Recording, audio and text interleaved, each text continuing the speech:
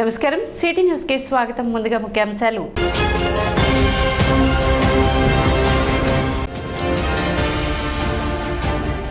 కొల్లిపర మండలం వరద ముంపు ప్రాంతాలలో పర్యటించిన కేంద్ర సహాయ మంత్రి పెమ్మసాని చంద్రశేఖర్, మాజీ మంత్రి ఆలపాటి రాజేంద్ర ప్రసాద్.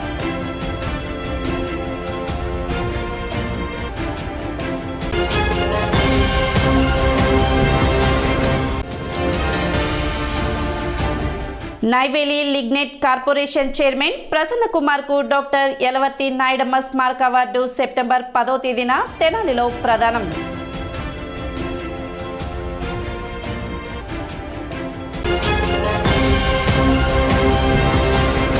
ఎన్నడూ లేని విధంగా వరదలు పోటెత్తాయి. గడిచిన 5 ఏళ్లలో బ్యారేజీలు, డ్యాంల నిర్వహణ పట్టించుకొని ఉంటే సమస్య సగం తగ్గి ఉండేది.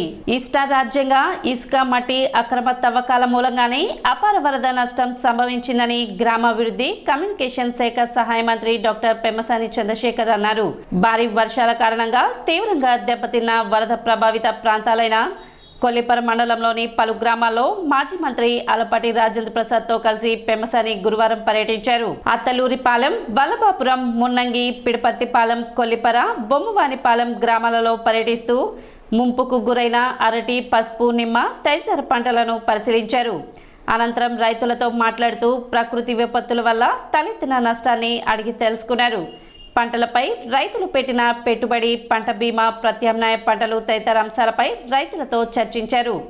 అలాగే సంబంధిత ప్రభుత్వ శాఖలైన వ్యవసాయం, డ్రైనేజ్, ఇరిగేషన్ శాఖ అధికారులతో మాట్లాడుతూ పంట నష్టంపై తీసుకున్న చర్యలను అడిగి తెలుసుకున్నారు. ఈ క్రాప్ బుకింగ్, బీమా తదితర చర్యల ద్వారా నష్టపోయిన రైతులను ఆదుకోవాలని అధికారులకు ఆదేశాలు జారీ చేశారు.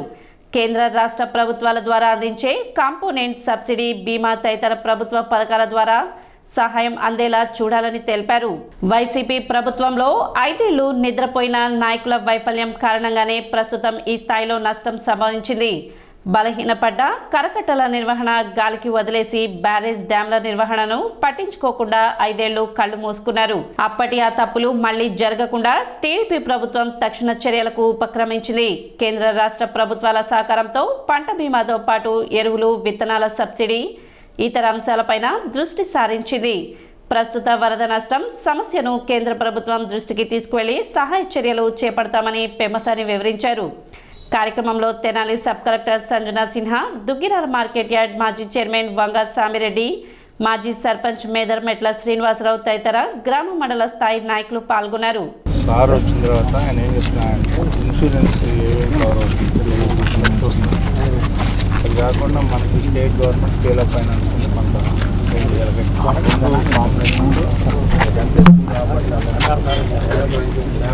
ఏం చేస్తే మనకి రైతుకి ఆల్టర్నేటివ్ క్రాప్, మీకేమైనా ఆలోచనలు ఉంటే మంత్రి గారితో మీ ఆలోచనలు పంచుకోండి. ఆల్టర్నేటివ్గా ఇప్పుడు ఇది అయిపోయింది, ఏమి వేస్తావు? ఒకళ్ళు మాట్లాడి దానికి ఇప్పుడు బయట కొంటే ఎంత ఉంది మినుము కానీ? 150 రూపాయలు. Okay, KG. మొక్కజొన్న అది 1800 కూడా ఉన్నాయి. మీరు డిపిఆర్ తయారు చేసేసి ఆయనతో కూర్చొని చేయించడం ఏంటి? ప్రైవేట్ ప్రాజెక్ట్ అంతే. ప్రైవేట్ వాళ్ళు డబ్బులు పెడుతున్నారు, గవర్నమెంట్ తీసుకుంటారు. ఫాస్ట్గా చేయండి, మన చేతుల్లో. ముఖ్యమంత్రి గారు చెప్పింది విన్నావా? అందరినీ ఆదుకోవడం కాదు, వెహికల్స్ ఏదైతే ఉన్నాయో వీటికి ఇన్సూరెన్స్ ఉంటే లిబరల్గా చూసి ఇన్సూరెన్స్ ఇవ్వాలని చెప్పారు. అంటే ఏంటి, మీకు ట్రాక్టర్ రిపేర్స్ కానీ ఏదైనా వస్తే ఏంటి, ట్రాక్టర్ ఒకవేళ దొరకలేదు అనుకో, వాగులో కొట్టుకుపోయింది, దానికి కూడా ఇన్సూరెన్స్ వస్తుంది అమ్మా. అందుకని మీరు వాస్తవాలు ప్రభుత్వం దృష్టికి లేకపోతే మన నాయకుల దృష్టికి తీసుకొస్తే, ఒకవేళ ప్రభుత్వం దృష్టికి వెళ్ళకపోతే నాయకుల ద్వారా మన మంత్రి గారి దగ్గర కాకపోతే ఈ విషయం ఆయన చేయగలుగుతారు.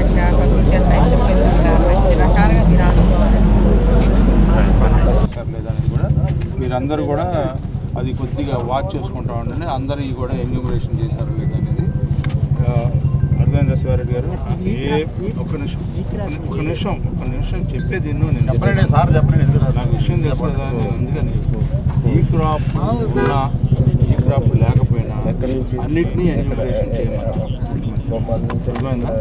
ఈ క్రాప్ కూడా 15వ తారీఖు లోపల ఎవరైనా చేసుకోకపోతే ఈ క్రాప్ ఒకవేళ ఏంటి అది కూడా ఎన్యూమరేషన్ చేయమన్నారు. ఓకేనా ఏంటి? అందుకనే మీరందరూ అప్రమత్తంగా ఉండి ఎన్యూమరేషన్ ఈ క్రాప్ ఎంత అయింది, ఈ క్రాప్ కాకుండా జనరల్గా ఎంత అయింది, ఇవన్నీ మీరు మన మంత్రి గారి ఆఫీస్కి లిస్టు పంపిస్తే మనకు ఆ లెక్క సరిగ్గా ఉందో లేదో కూడా వాళ్ళ పిఎలు అది చూసి వారికి చెప్తారు. ఇంత అంటే ఎప్పుడూ లేని విధంగా ఇంత వరదలు రావటం, ఇంత పంట నష్టం కానీ, అదేవిధంగా పేదవాళ్ళు వాళ్ళు పెంచుకునే గేదెలు కానీ లేకపోతే వెహికల్స్ కొట్టుకుపోవటం కానీ నష్టం అనేది చాలా బాధాకరం. అయితే ఇందులో గవర్నమెంట్స్ ఫాల్ట్స్ కూడా ఉన్నాయి.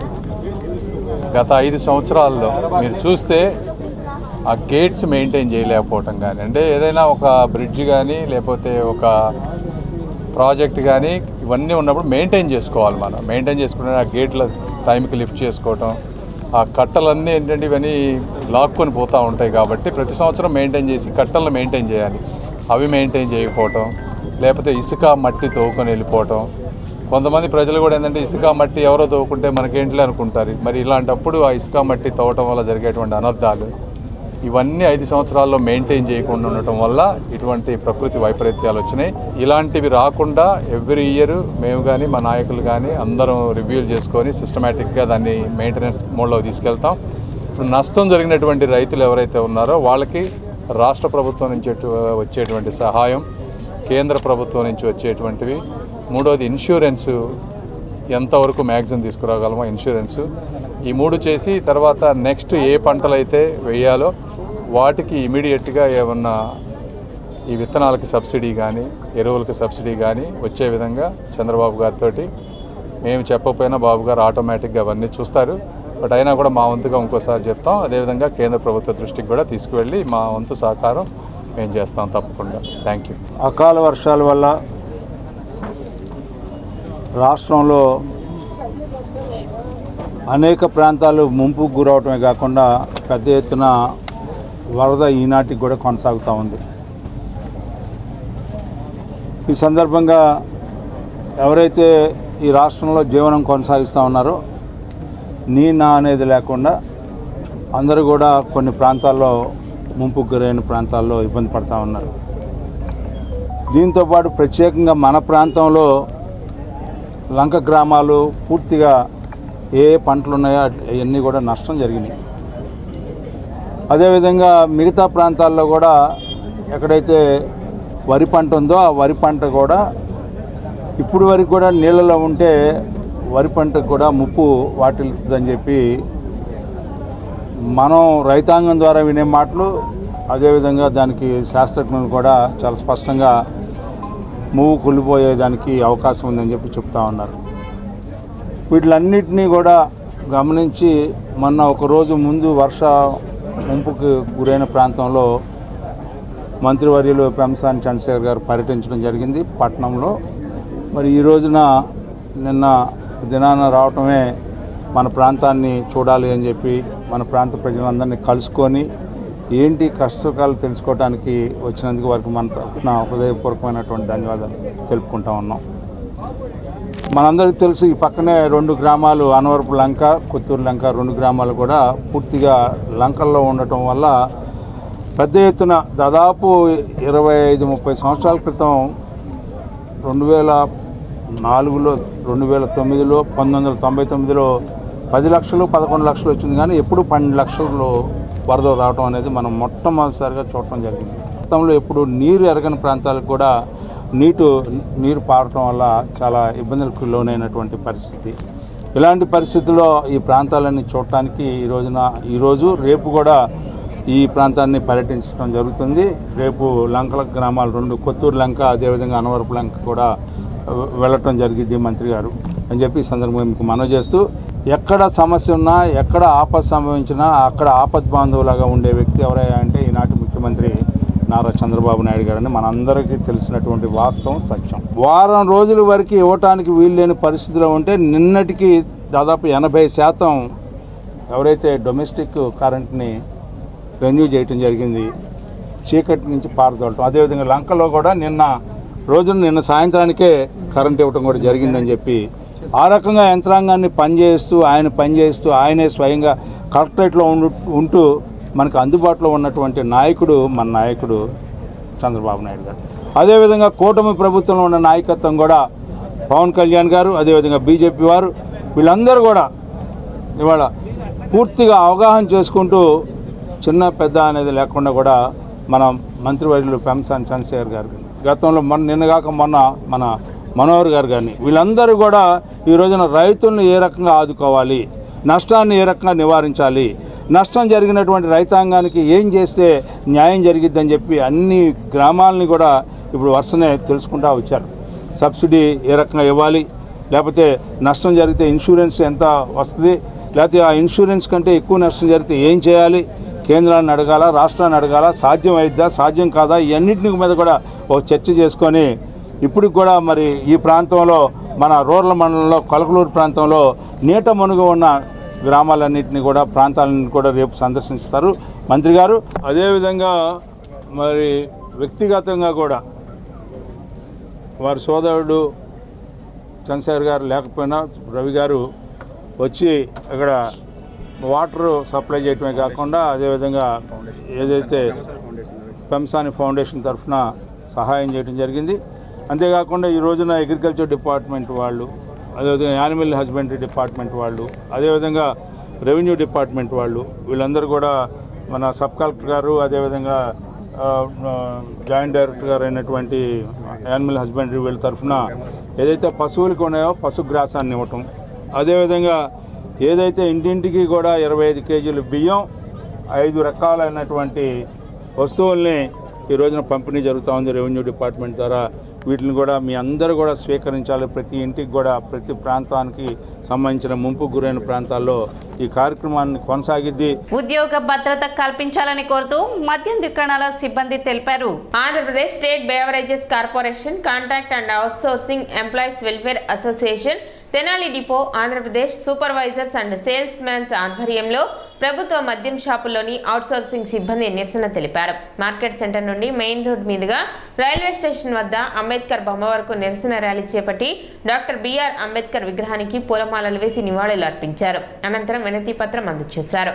ముఖ్యమంత్రి నారా చంద్రబాబు నాయుడు నూతన మద్యం పాలసీ అంటున్నారు. షాపులో పనిచేసే సిబ్బందికి ఉద్యోగం విషయంలో ఎటువంటి స్పష్టత ఇవ్వలేదని, వేరే శాఖలోనైనా ఉద్యోగ భద్రత కల్పించాలని, ప్రభుత్వం మద్యం షాపులో పనిచేసే 15,000 కుటుంబాలకు ఉద్యోగ భద్రత భరోసా ఇవ్వాలని, మద్యం పాలసీపై ముఖ్యమంత్రి, ఉప ముఖ్యమంత్రి, ఎక్సైజ్ మంత్రి స్పందించి తమకు ఉద్యోగ భద్రత కల్పించాలని కోరారు. గౌరవనీయులైన సీఎం చంద్రబాబు నాయుడు గారికి, డిప్యూటీ సీఎం పవన్ కళ్యాణ్ గారికి, ఆంధ్రప్రదేశ్ మద్యం దుకాణాల్లో పనిచేస్తున్న సేల్స్ మ్యాన్లు, సూపర్వైజర్లు విన్నపం. అయ్యా, గత 5 సంవత్సరాలుగా మేము మద్యం షాపుల్లో పనిచేస్తున్నాం. ఈ కొత్త మద్యం పాలసీ వల్ల మా ఉద్యోగ భద్రతకి ఆటంకం ఏర్పడింది. కరోనా టైంలో కూడా మేము వర్క్ చేశాం. ఇందువల్ల మేము ప్రభుత్వానికి వ్యతిరేకం కాదు, మా ఉద్యోగాలు భద్రత కల్పించమని కోరుతున్నాం. ఈ మద్యం పాలసీ వల్ల మా ఉద్యోగాలు తీసివేయబడతాయి కాబట్టి వేరే గవర్నమెంట్ అవుట్సోర్సింగ్ విభాగంలో మాకు ఉద్యోగ భద్రత కల్పించమని కోరడం అయినది.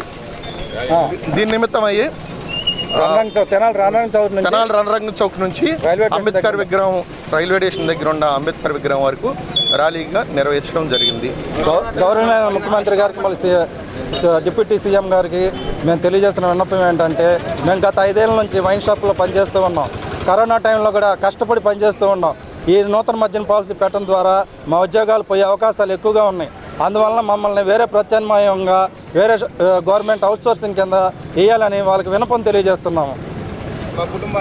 మా కుటుంబాలకి, మా ఉద్యోగాలకి భద్రత కావాల్సి వస్తుంది. లేదా మా ఉద్యోగాలు పోతే మా పిల్లలతో సహా మేము చాలా కష్టపడాల్సి వస్తుంది. గౌరవనీయులైన సీఎం చంద్రబాబు నాయుడు గారికి మరియు డిప్యూటీ సీఎం అయినటువంటి పవన్ కళ్యాణ్ గారికి ఏపీ స్టేట్ బేవరేజ్ కార్పొరేషన్ తరఫున ఒక చిన్న విన్నపం అండి. మేము మద్యం షాపులో పనిచేస్తున్నాము. ఆ మద్యం షాపులు గత 5 సంవత్సరాల నుంచి నిర్మిస్తున్నాము.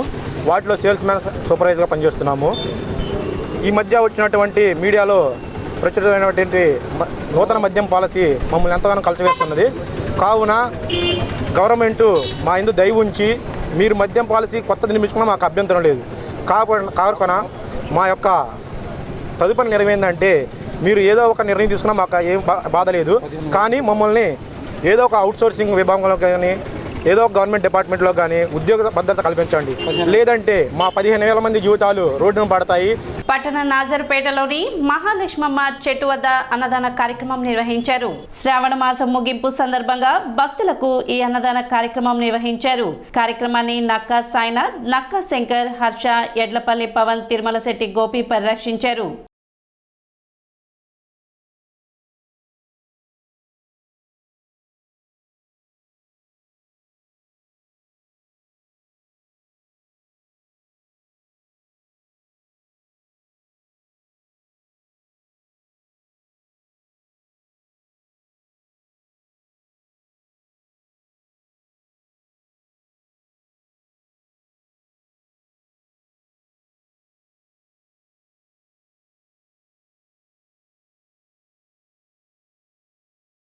నాదర్పేట నందు వేంచేసి ఉన్న శ్రీ మహాలక్ష్మి అమ్మవారు శ్రావణ మాసం ముగించుకొని పూజా కార్యక్రమాలు దిగ్విజయంగా జరుపుకొని అన్నదాన కార్యక్రమాన్ని ఈ రోజున జరుపుకుంటున్నాము. భక్తులందరూ విచ్చేసి ఈ కార్యక్రమాన్ని ఎంతో దిగ్విజయంగా పూర్తి చేసి విజయవంతంగా చేసినందుకు ధన్యవాదాలు తెలుపుకుంటున్నాము. ఇప్పుడు ఒక చిన్న విరామం.